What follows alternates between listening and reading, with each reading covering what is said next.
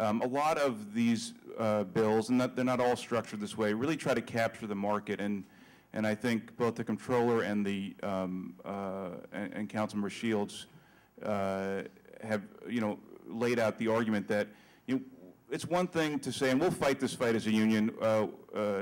This is my money as a business, and I'm going to spend it the way I want to.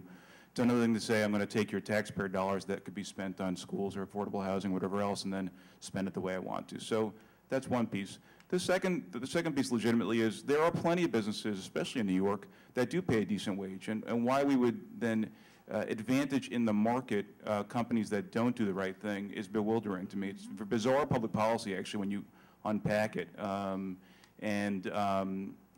Government can't solve all the problems of the private sector labor market. There are deep problems in this country about the concentration of wealth, and some of it, the labor movement and community organizations and churches and nonprofits have to pick up arms and fight that fight themselves.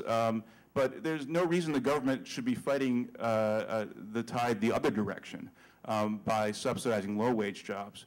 So, in some ways, these pieces of legislation are very simple. They say, don't drag the market down. And I think responsible businesses get that idea, should want to endorse that idea.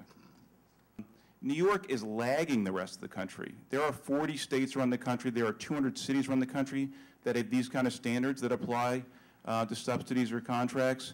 It's sad to those of us who grew up in New York and try to do this work in New York that we'd be so far behind the rest of the country, really. And the hope is to get us up to speed in some ways.